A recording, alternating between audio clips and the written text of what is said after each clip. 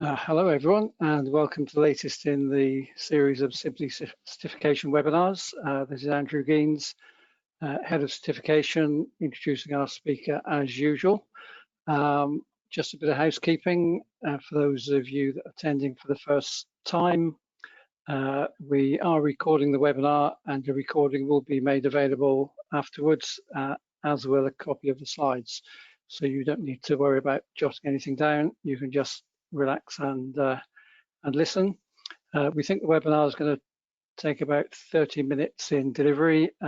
Please ask any questions as they occur as you go along using the text option, and we should have plenty of time at the end to deal with everyone's questions. So today the webinar topic is the current business environment and the challenge of net zero carbon by 2050. I hope is a nice topical subject. We've got Dr. Colin Lillicrap of Colin Lillicrap Associates Limited presenting. So I'll hand over to him to introduce himself properly. Over to you, Colin. Thank you, Andrew. Hello, I'm Colin Lillicrap. I'm a CIBSE member, a lead ESOS assessor and a level 5 energy assessor. This afternoon, I'd like to talk about whether this is a good time for businesses to consider their future energy demands. As the country comes out of lockdown, it is not going to be business as usual. Working patterns have changed with more staff working from home, and there are likely to be some restrictions in place for some considerable time. This is certainly going to have an impact on future energy demands. For example, we may need to increase ventilation rates in offices, but also there'll be opportunities for reduced energy demand. Again, referring to offices, maybe less demand for space.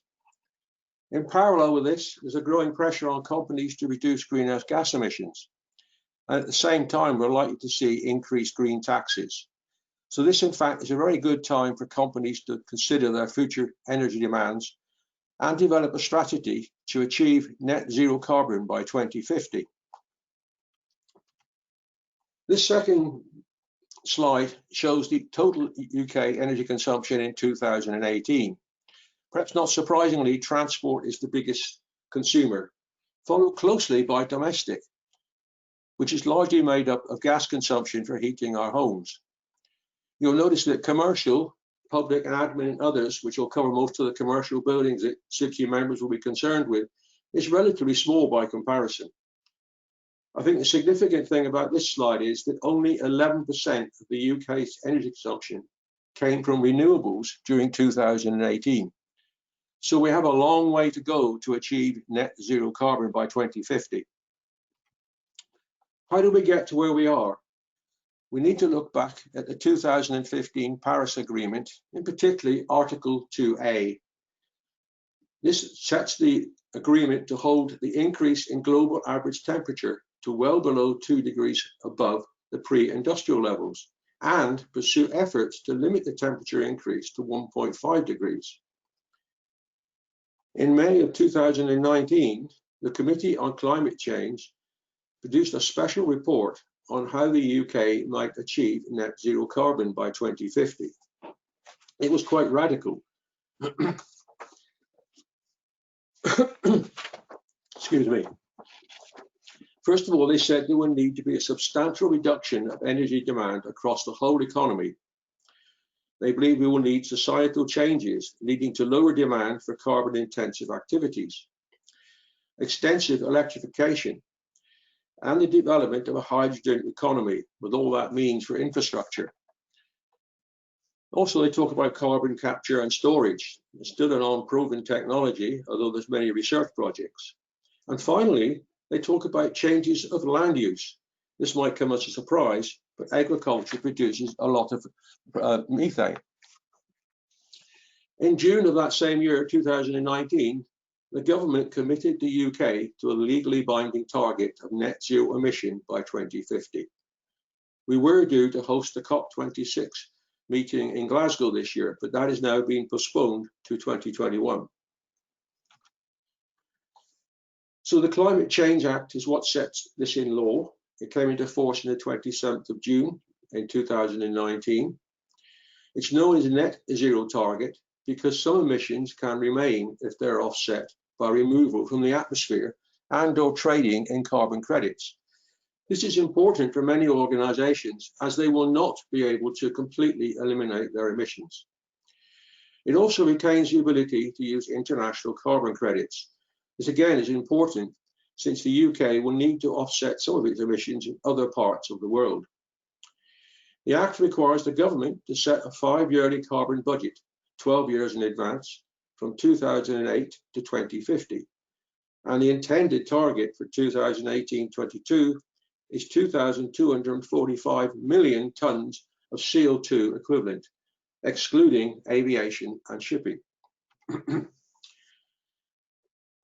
So what are greenhouse gases? I think we all understand the greenhouse effect, whereby radiation from the sun comes through our atmosphere, it warms up the surface of the Earth, which then re-radiates at a longer wavelength in the infrared. This radiation is absorbed by certain gases in the atmosphere known as greenhouse gases. The main gases are carbon dioxide, methane, and nitrous oxide. On this slide, you will see in brackets numbers behind methane and nitrous oxide. This is the 20-year global warming potential of these gases. What it means is a volume of methane is 72 times more effective as a greenhouse gas than the same volume of carbon dioxide over a 20-year period. And similarly for nitrous oxides. But of course, there's much more carbon dioxide than there is methane and nitrous oxide in our atmosphere. It's also interesting to look at the emission factors, i.e. the amount of carbon dioxide we get to produce from producing a kilowatt hour of energy.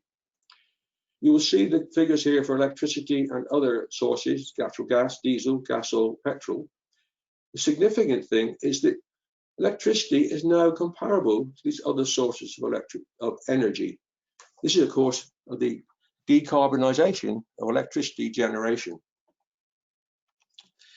This is shown in this slide.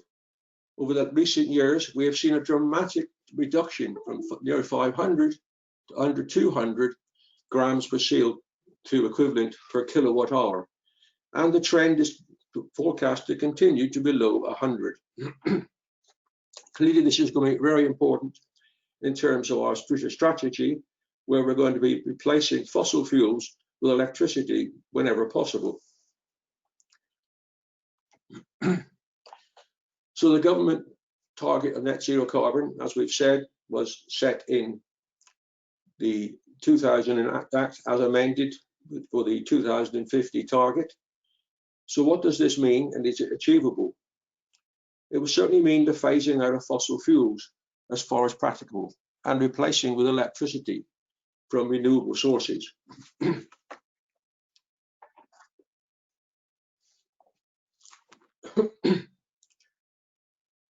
We've talked about introducing new technologies. We're going to need to look at various other technologies, in particular the introduction possibly of electric vehicles. Excuse me.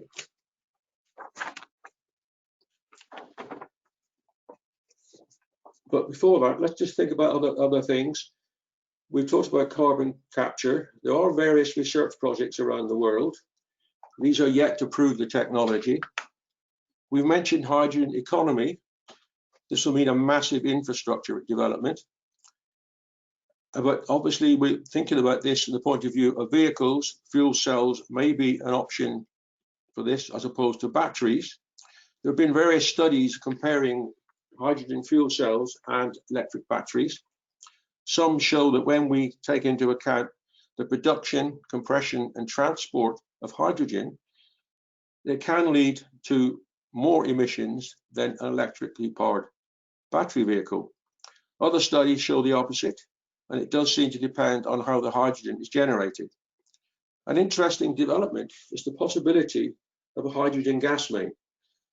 The Leeds City Gate feasibility study seems to indicate this may well be feasible, but clearly it's going to take some time, and we're looking well into the future.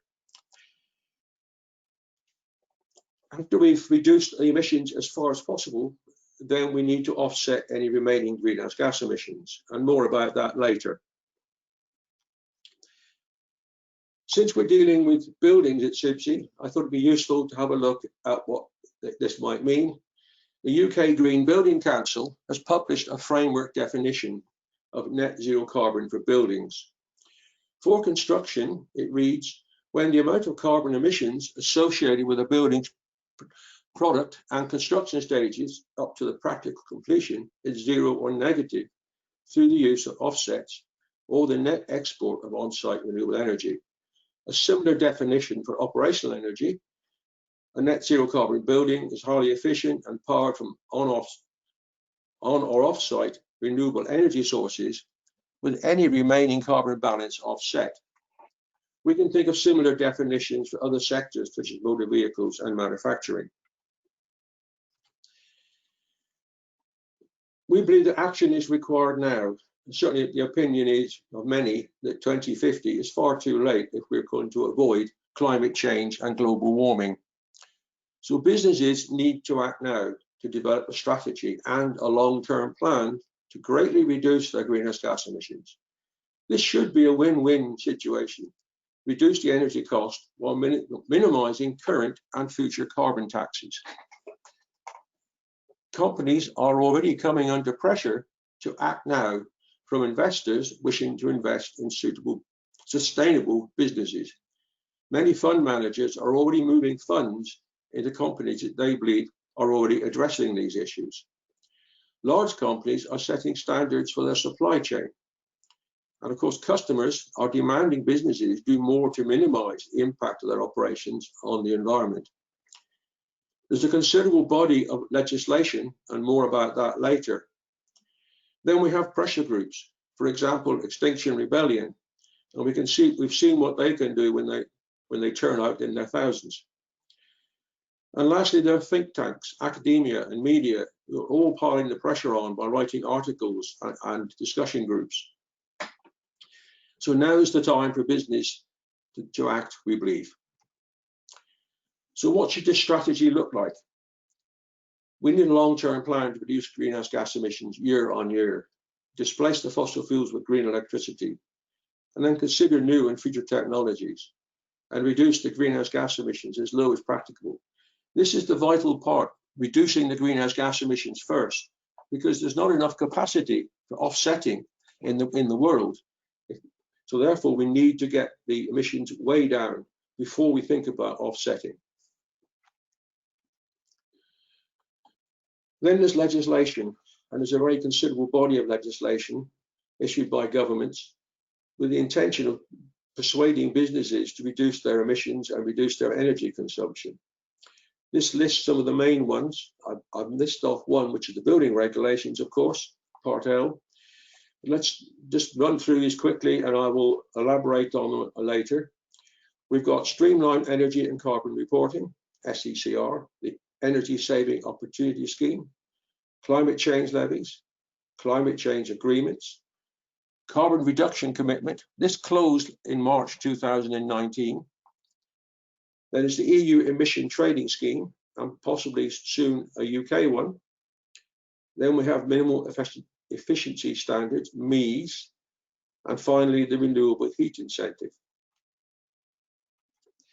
So starting with SECR and ESOS, there are many similarities between these two schemes.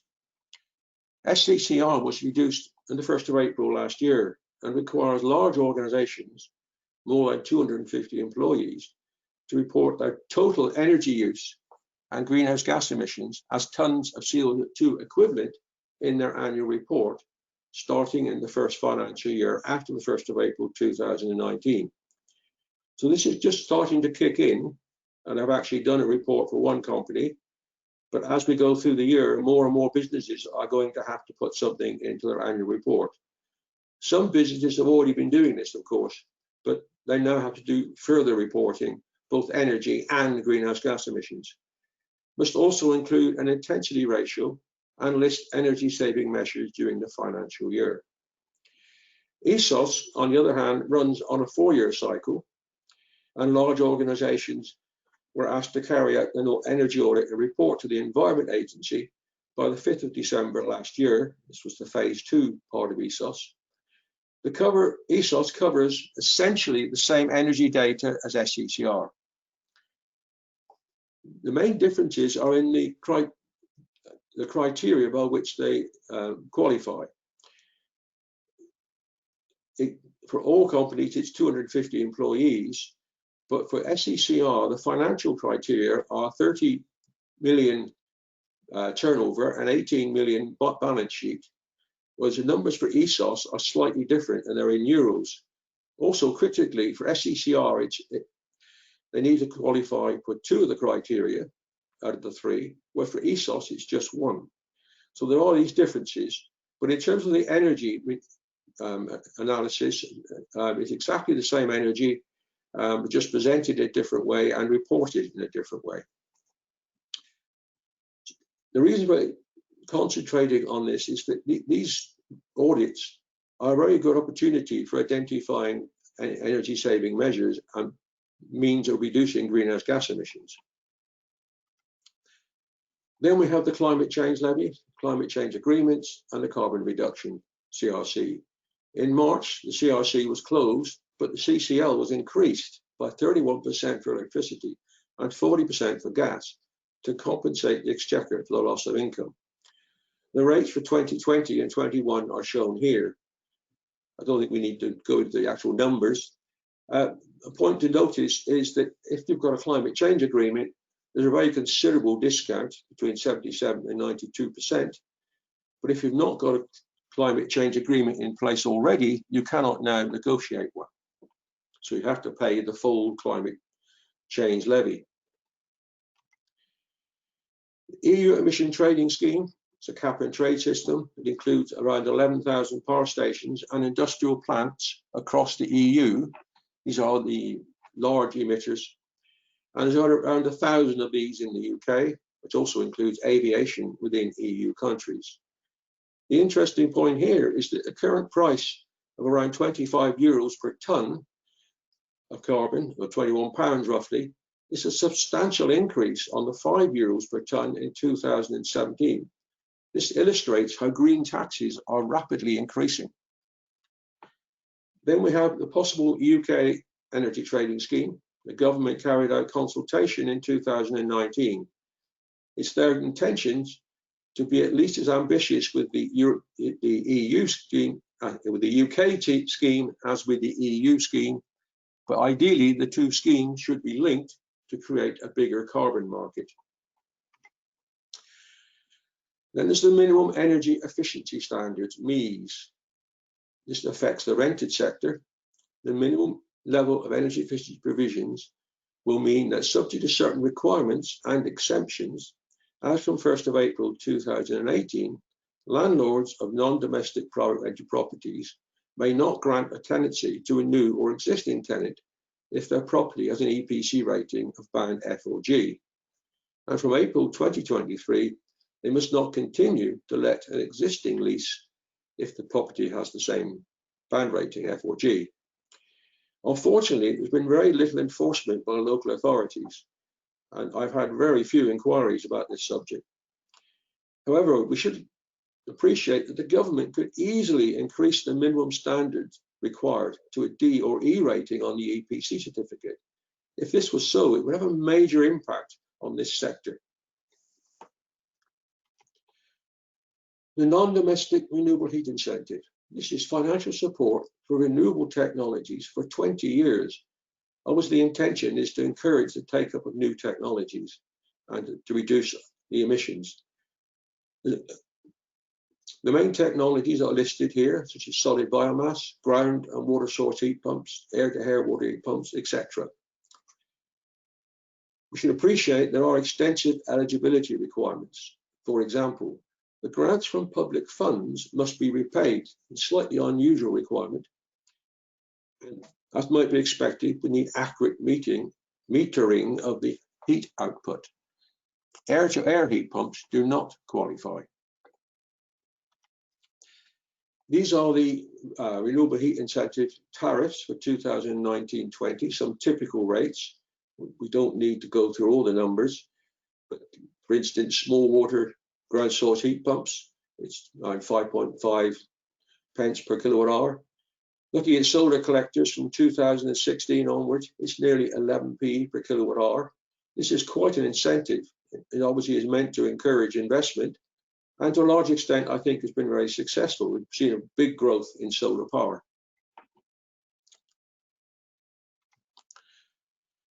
So we need to develop a plan to achieve net zero carbon, which will comply with this legislation while meeting the expectations of investors, customers, and the public.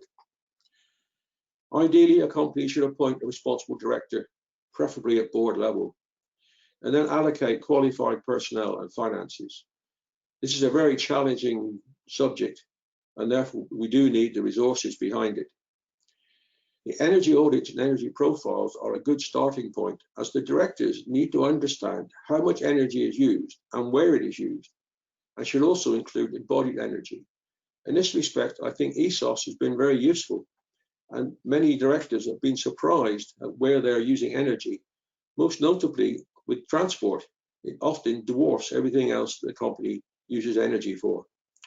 The SCCR reports were also meant to encourage directors to take note of their energy and report it in their annual reports. So we need to identify energy and cost-saving opportunities across buildings, transport, and process. We should look at the profile across the business, and in many instances, we will find that buildings may account for less than 10%, which is what many of the ESOS audits have shown. So developing the business case. For each energy saving measure, we need to calculate the reduction in greenhouse gas emissions as tons of CO2 equivalent and the cost savings. We can then rank these by simply payback or, for large projects, life cycle cost analysis. For example, LED lighting with a lifetime expected around 14 years, the life cycle cost analysis shows the benefits are very considerable. Companies need to allocate finances and resources and then implement the most cost-effective measures first. We should then set up a monitoring and targeting to check savings are achieved, and then reporting and a management review on a regular basis. You will recognize this is very much like the ISO 50001 energy management system, and we would encourage companies to install such a system. I know this is one of CIBSE's policies. Once we've reduced the consumption as far as possible and reduced the emissions, we need to consider offsetting. Most businesses will need to use offsetting, as it will be impossible to eliminate all emissions, particularly from manufacturing and process industries. Offsetting schemes promises to cancel emissions in one place with emission reduction in another. As illustrated here, we may have emissions from factories, aircraft, and other business activities, or even commercial ones. This can be offset by planting trees, erecting wind turbines, or installing solar panels. There are other schemes, such as efficient cookers for third world countries, and means of avoiding boiling water by sterilizing water. It stops them burning wood, so maybe scarce locally. So there are numerous schemes available for offsetting, but carbon offsetting is not a get out of jail card free. There's concern over how carbon offsetting is being used as an excuse for inaction. The Green Alliance in April 2020 produced a report which said that we need a national office for carbon removal to guarantee the credibility of carbon offsetting schemes.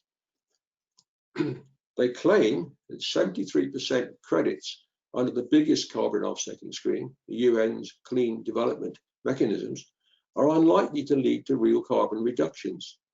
If this is the case, it's a fairly dire situation. What is apparent is that to achieve net zero carbon, it will be essential to reduce greenhouse gas emissions as far as possible before buying credits to offset any residual emissions. While there are numerous offset schemes, it will not be possible to offset all the remaining emissions unless emissions are substantially reduced. as we've already said. But we have airlines and oil companies claiming they're going to be net zero carbon by 2050. The question is, where is all this offset capacity going to come from? It's possible that sectors such as aviation may have the number of credits capped. Since we're concerned with buildings, we should look at what we mean by a net zero carbon for a building. And the UK Green Building Council have drawn up a strategy. There have been many CIBSE discussions about this subject in some detail. This is just a very brief overview of what the strategy might look like. We need to decide on the scope. Do we include embodied energy to construction, as this can account for 35% of the whole life emissions for commercial offices? We need to reduce the construction impact by embracing new construction technologies and eliminating waste. Then we need to reduce the operational energy. This will require efficient fabric and shading design to reduce heating and cooling demand. We will need efficient building systems, almost certainly including heat pumps and energy management. I'm finding through the ESOS audits that companies are actually removing boilers and instead heating the building through running the air conditioning in heating mode. This is certainly now economically viable and of course greatly reduces the carbon emissions because of the higher efficiency of the heat pump with COPs of around 4 or 5 now, compared to boiler efficiencies of perhaps 92%. Then we need to look at prioritising on-site generation, renewable energy supplies. This will generally mean making use of roof space where it's available to fit solar panels. Wind turbines on many sites would not be terribly efficient unless they're on clear ground or high ground. We need to position wind turbines where the wind blows, and that may not be on the top of buildings. And also there are various problems with turbines on buildings. Finally, we need to offset any remaining emissions. Embodied energy should be offset on completion, and remaining operation emission should be offset annually. So in conclusion, we need to plan ahead now to reduce our energy costs, avoid carbon taxes, increase profits, and improve green credentials, which meet the expectations of investors and customers. If you have any questions, please address these to me, Colin Lillicrap, at the address below. Thank you for listening.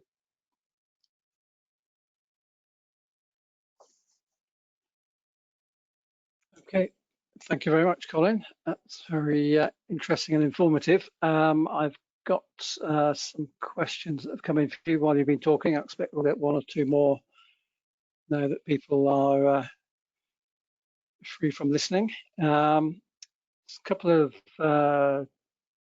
kind of administrative ones first. I think someone's asking whether all of the legislation you referred to is grouped into one document or maybe on one website. You know, is there an efficient way of sourcing all of these? So the legislation? Yeah. Not really. Most of them come with guides that are over 100 pages long. Yeah, your slides might be a good place to start. Yes, quite. I mean, I can certainly give people your website locations. Yeah. Okay, so that information is going to be in the slides that are sent out. The websites of the documents for the legislation are not in the slide, but we could put it there. Yeah. Or well, usually the government. If you Google the subject, it comes up. Exactly. Yeah. Next question was just clarification. Is the CCA scheme climate change agreement open to new entrants until September? Someone heard that it was. I didn't think it was when I looked. I mean, whether it's changed of late. When I checked on this, was some while ago now. I did put this together a few months back. My understanding was that if you didn't have a climate change agreement, you could not now negotiate one. I couldn't swear to that. Okay, might be worth revisiting that website.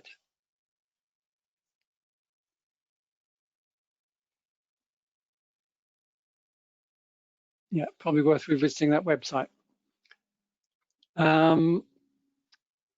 Another clarification, is embodied carbon part of net zero for new projects?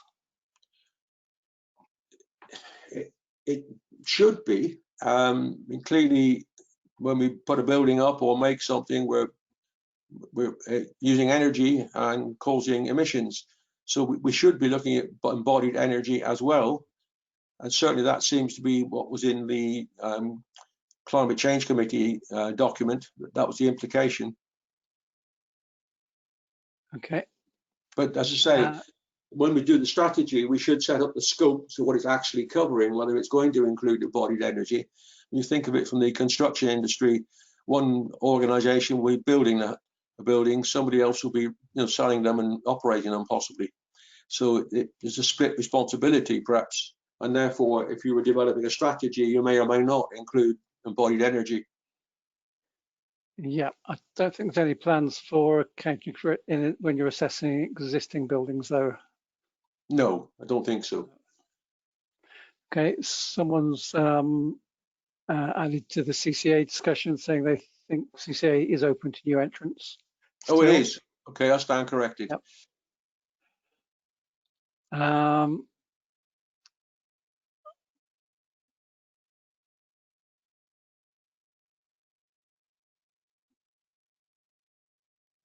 Yeah, here's a good one. How can companies make sure that offsets they buy are legitimate? I think if I knew the answer to that, I could be very fortunate. There's great concern, I think. I mean, this is what the implication of that report was, that we need a body to monitor this, a national body, because it's becoming a sort of a reason for not taking action, or it appears to be that way. I mean, can't say that everyone's doing that, but it's very difficult to be sure that something that's meant to be happening in another third world country perhaps is happening. I mean, even planting trees, we don't know that the trees grow or that they aren't cut down later. Yeah, so not very well regulated at the moment. I think that's probably the situation, yes. Yeah. I've got a very sector-specific question. I'll ask you the question in case there's an easy answer, but it might be one that you'll have to ask the questioner to contact you offline. That's what measures can we approach to achieve net zero operational carbon when considering modular construction?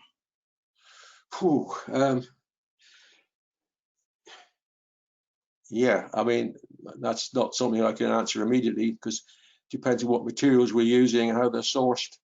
And but I think in terms of much of the construction, it's going to be using offsetting of some kind, because clearly to produce materials and put a building up, it's going to take energy and cause emissions, whatever we do. So it seems to me the only option there is some form of offsetting. Okay. Someone's asking what new low carbon technology for buildings do you envisage? Supplementary to that, we're heading towards heat pumps. You did mention that. Isn't there a problem with? Yeah, I think I've read that it's on the cards that the sale of boilers could be banned. I mean, they could do away with boilers completely, and certainly through the global companies remove boilers and refurbish offices without a boiler, and just using the modern air conditioning system running as a reverse heat pump and achieving COPs of 4 to 5. It's a much more efficient system than putting a boiler system in. Yeah, I think the issue there is if refrigerants leak, they have a global warming potential. Well, yes, there is that issue. The other technology, of course, which is now well established, is LED lighting, but there's still companies that haven't got it, or buildings that haven't got it, but that's a no-brainer. The payback is 2 to 3 years, and the lifetime of those lamps is typically 14 years. Yeah, that's something that payback has come down a lot in recent years. Oh, very much so. Okay, a couple more questions. With the aim of net zero carbon, you've mentioned renewable energy a lot. Nuclear electricity is zero carbon. Yes. Do you consider that a renewable energy source? Is that included when you you talk about renewable energy? I suppose, strictly speaking, it's not renewable. It's a finite amount of uranium or whatever fuel they're using. It's so controversial, nuclear energy, that many countries have actually phased it out. Germany, for example, and there's great opposition in this country to it as well. But I mean, clearly it's zero carbon, and it's a clean energy, even if it's not renewable. Yeah, maybe something we can't rely on going forward because of the political uncertainty. Personally, I think properly designed and properly run, it's a safe technology. But whether it's economically viable compared to other renewable energies, I mean, the cost of electricity from wind and solar now is coming down so low that nuclear struggles to compete on an economic basis. Yeah. Another question. One of your slides said consider the role for ISO 50001. I mean, the role of 50001 is to reduce demand first, so that the offsetting or even buying renewable sources is less expensive because you've reduced demand. Should the government mandate that large energy users must use 50001 or incentivize it in the way that the German government has? I think the German government probably did it following their decision to stop nuclear generation. They knew they had to get their demand down fast, so there's quite large financial incentives in Germany. Germany is by far the biggest by country, the far biggest in terms of take up of 50001. It certainly is, yes. The take up here in the UK has been disappointing. Very few inquiries about 50001. Clearly, it would be a big help if the government did give some incentive. I think companies are now coming around to realizing they've got to do something, and many of them are responding. So I've been pleasantly surprised at the way companies have responded to ESOS. We make recommendations for improvements. What I find is it may often take 2 years for the decision to be actually acted on. They have to get the money together and plan it a year ahead for the finances. But yes, ISO 50001 would formalize that process. It does sort of add costs and takes up a lot of time, and quite a lot of it could be achieved perhaps without some of the detailed reporting that's required for ISO 50001. Yeah. Okay, moving on to another question then. Is buying renewable gas or renewable electricity direct from a supplier different to offsetting, where maybe you're having trees planted and that sort of thing? I would assume so. I mean, different companies would probably be offering green electricity, and others will be offering offsetting projects. They could be quite distinct businesses, or they could be, one business offering both services. I've not looked into it in detail. Yeah, I think that question has come because you were saying there were question marks over offsetting. Well, certainly, that is what reporting has been done seems to raise some doubt, shall we say? Yeah, I didn't know whether buying renewable energy direct was better than offsetting.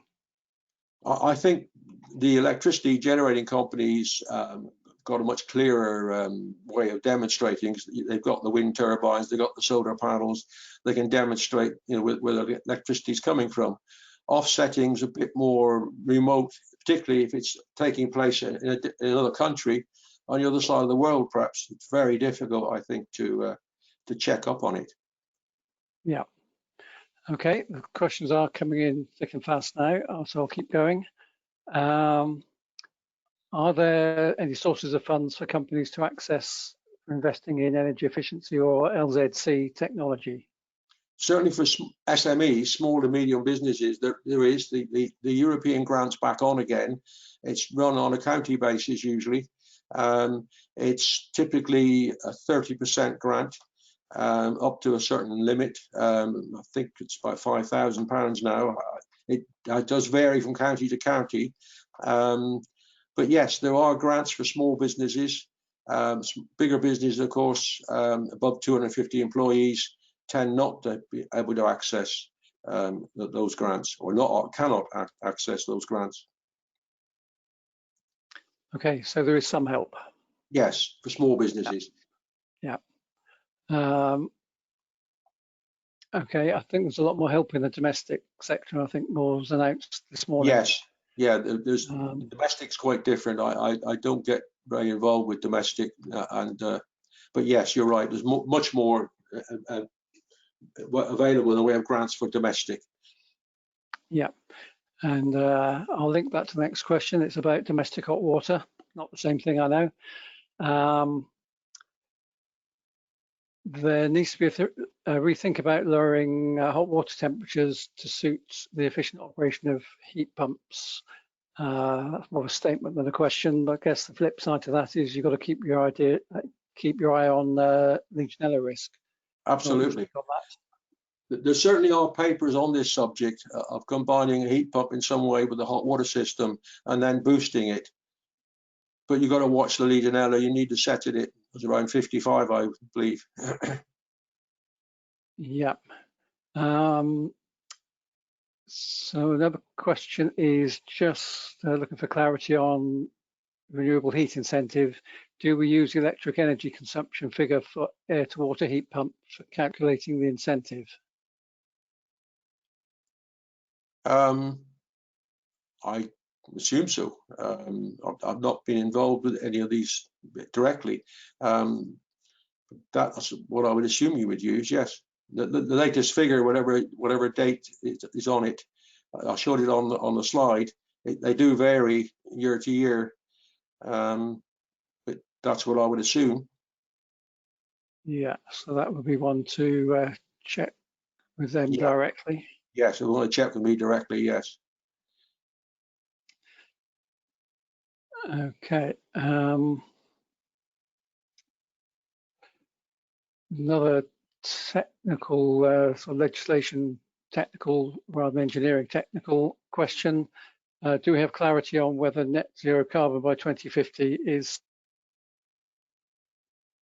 greenhouse gas protocol or also scope 3? Well, scope 3 was voluntary, I understood. Is that what he's referring to? I think so, yes.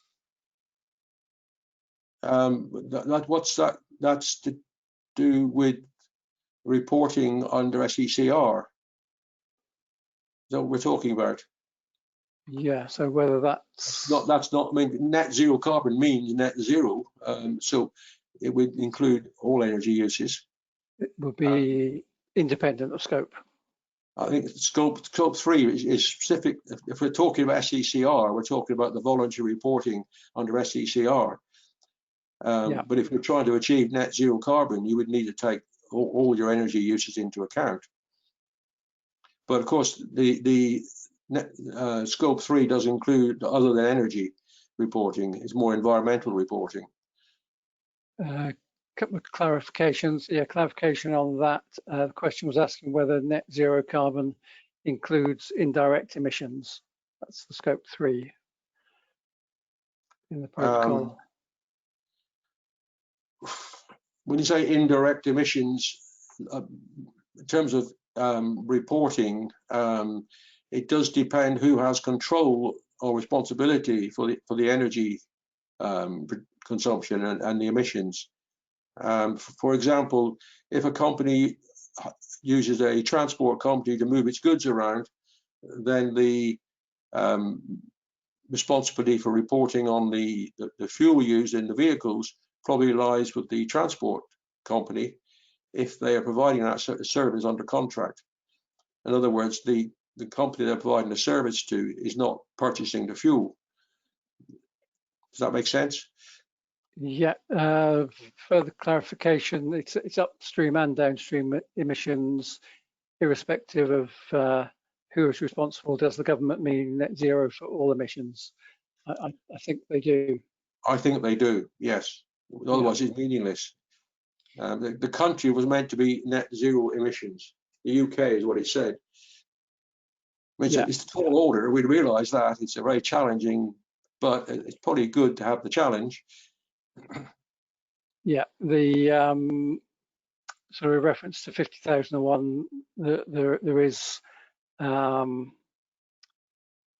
less scope now with the 2018 standard for people to ring fence things they don't want to include in the scope of their system.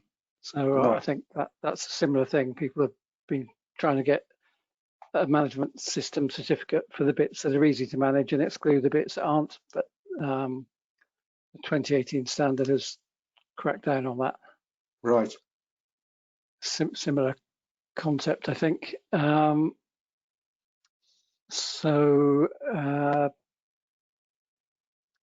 Someone's observed that the renewable heat incentive pays for renewable heat generated.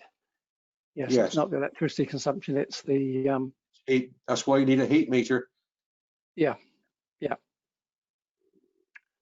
Okay.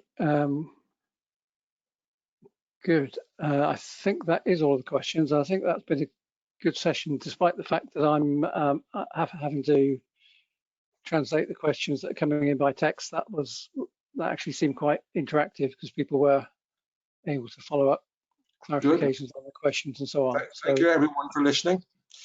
Hopefully all the questions were answered, but just to remind everyone, contact details are there. They're on the screen now. Yeah. Yeah, these slides will be sent to you if you are registered, and if that email gets lost somewhere, we will be putting this on the news page of our website, simplycertification.co.uk. Probably be up by tomorrow, so you can always get the information there as well. So thanks very much to Colin for his presentation, and thanks to everyone for joining in. I hope that was interesting and useful. And that we'll see you at our next webinar, which isn't until the last Tuesday of the month, the 28th. So hopefully we'll see some of you again then. Thank you, Andrew, and thank you everyone for listening. Thank you.